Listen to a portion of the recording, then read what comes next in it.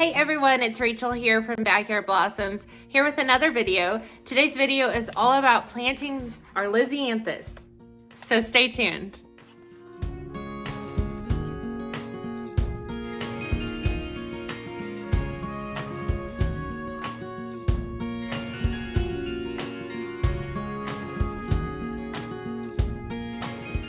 Well, if you're unfamiliar with Lisianthus, it's basically a flower that looks like a rose, but it lasts longer in the vase. And I've never grown them before, but I've loved them. I've seen them in pictures, and I've seen them in the florist shop, and I just really wanted to try it. I know that they can be a little challenging.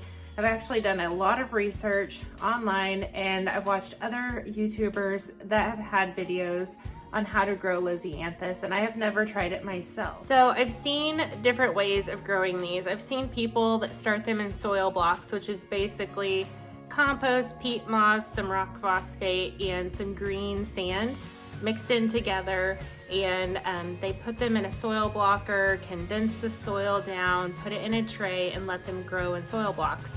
I've never tried soil blocks. I actually did get all the stuff to do it, but then I thought, well, I may have to pot them up with them being in the trays for so long. I want them to have plenty of time for their roots to establish. I want them to actually be able to have room to grow roots, because I feel like that makes a stronger plant. So I ended up getting 200 cell plug trays. So what I'm going to do is make something that's similar to a soil block. I'm going to plug it into the trays, compact it all down, and sew it that way. All right, let's go ahead and go through all the things you're gonna need if you wanna do this project along with me. We are going to start with a base of potting soil mix. It's made for indoor use. And we're also going to add to that a little bit of peat moss. I was going to try to do the coconut core fibers, but I couldn't find any, and I went to like 4 different stores, still couldn't find any. So I ended up using the peat moss, and I only found like 2 bags in the whole area where I shopped at. So we're gonna have to use that today. And then I also ordered 200 cell plug trays from Amazon, as well as green sand and rock phosphate. Those are good additives for starting seeds. The rock phosphate encourages healthy growth. It helps new growth start, and then it also makes nutrients more accessible to the plants. The green sand will enhance the soil structure. It will also help increase the growth of the plants and giving them more needed nutrients.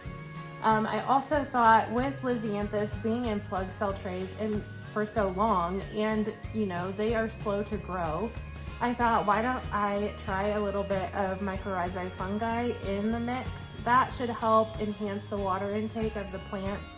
It also increases nutrients to the plants and helps them just uptake more nutrients and helps them grow a little bigger, a little quicker. I don't know if it's gonna help, and I just thought it would be worth trying. It reduces the need for the plants to have fertilizer, and it increases healthy plant growth. And they also say that with the Mycorrhizae Fungi, it helps them with transplant shock a little easier.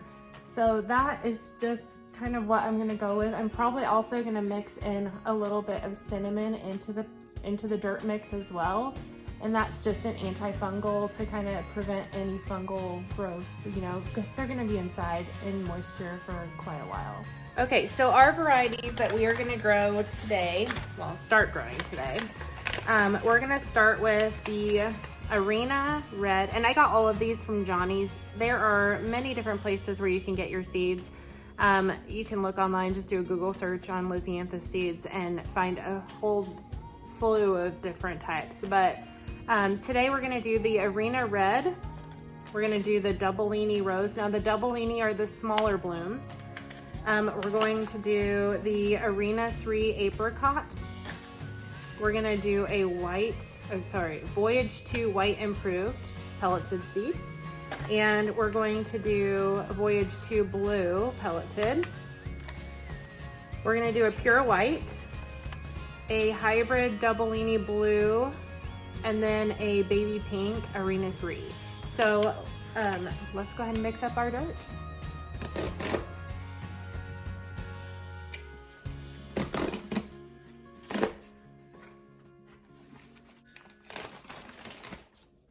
We're gonna add a healthy portion of peat moss. All right, to the peat moss, we're gonna add some of our seed starting potting mix.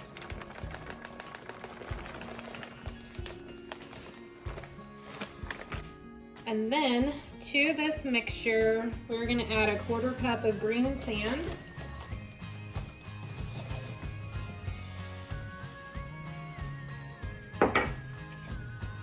And then we're going to add a 1/4 cup of rock phosphate powder.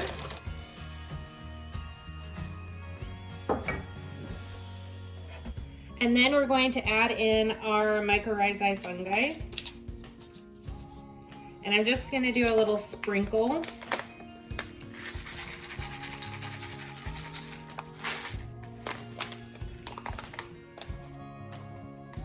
And then we're going to add our cinnamon.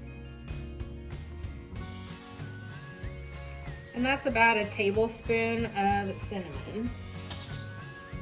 We're gonna mix it all together and then add our water.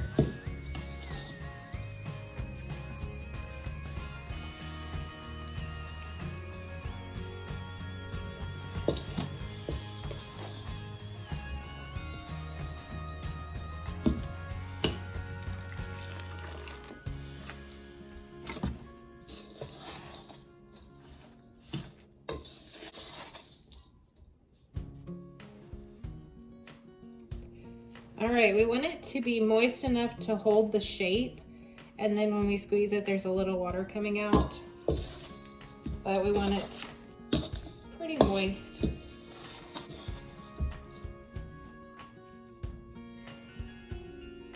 Alrighty, I think we're ready to put it in our tray.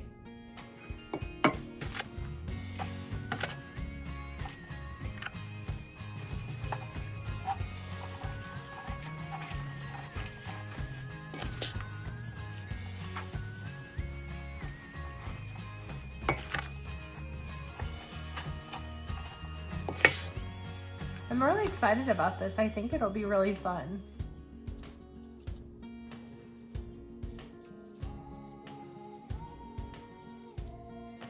So for starting my seeds, I'm going to be using the tops of our milk jugs from our milk jug project for winter sowing. I saved a few of those, and this I just felt like it was the perfect size for holding my seeds, and then I could bend it and pour it back into the little vial they came in. And then I saved a second one, and this one has a little bit of water and spit in it. So I mixed them together, and that really has helped keep the seeds on the end of the toothpick. So that is my secret for putting them in their little plug cells.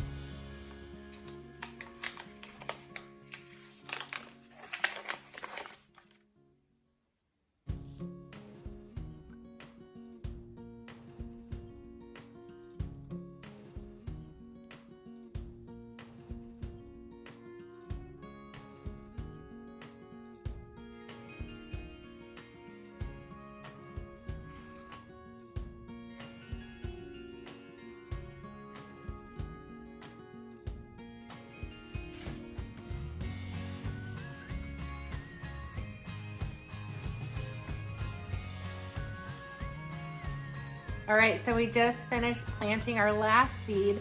I'm so pleased with how this project turned out. I am very proud of myself for doing my first challenge. Hopefully they start growing, and we've set them up for success. What we need to do now to just finish it off is we need to make sure that that seed maintains good contact with the soil, and then we're going to spritz it with water. And the purpose of spritzing it with water is just to make sure that that outer seed coating is going to easily dissolve, allowing the germination process to start. And then I also want to just lightly sprinkle it with vermiculite. I don't want to cover the seeds completely because they do need light to germinate. And so when that is all done, I'll cover it with a dome, and then I'll put it on my heat mat. I want to keep my heat mat temperature between 70 and 75 degrees, and that will allow for maximum germination. And then I wanna make sure that I'm monitoring the moisture levels. I don't want it to be like super moist, but then I also don't want them to dry out. So it's gonna be a fine line of just monitoring the moisture levels in there. And once they start germinating and I see the green little babies start sprouting up, I'll probably remove that dome and then we'll just let them grow. So thank you guys so much for watching. I really appreciate it, and I hope that you guys take time to enjoy your garden. Let me know in the comments down below what you are doing. What are you growing this year? What are you excited about? And then what are you doing to fill your January? Thank you guys for watching, and I'll see you next time.